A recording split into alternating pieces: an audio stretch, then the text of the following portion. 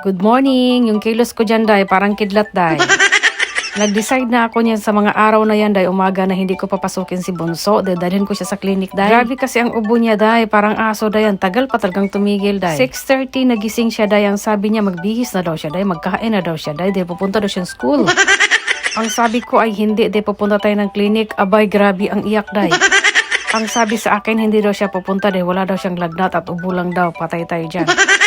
Kaya nakagawa ako ng ubento, day, na pinaabtik talaga, day, yung parang kidlat na kilos, day, ba? Dahil gusto talaga niyang pumasok, dahil wala daw siyang lagnat.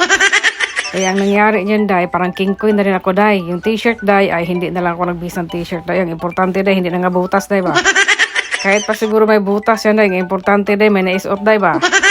Dahil naawa naman ako sa kanya, dahil wala naman siyang kasama dito, or ako lang naman ang kasama niya, magsasawa na siguro siya sa akin pagmumukha, day, ba? Pinapapasok ko na lang siya, day. Naisip ko na lang after school ay saka ko na lang siya dadalhin. Pero ang sabi ko sa teacher na grabe yung ubo niya kagabi at hindi siya nakatulog ng maayos, baka makatulog ito after lunch or baka makatulog bigla. Nag-oo naman yung teacher, day. Ang ginawa ko dyan, day, para matapos na yan, day, ako na lang talaga ang nag-arrange dun sa bag niya, day, ba? Usually, day, siya talaga ang pinapagawa ko niyan, day, para matuto, day, ba? Kaso lang abutin ka talaga ng siyam-siyam, day, oy.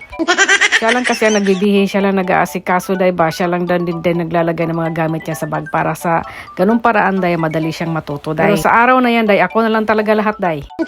Fast forward mga inday, after lunch ay may pupuntahan daw kami ni Hapon. Marami daw siyang ituturo sa akin dahil by next week ay bibisi na naman daw siya. Dahil maging hektik ang schedule niya, day, yung ibang schedule niya, day, para sa mga bata, ibibigay na niya sa akin, day, oy.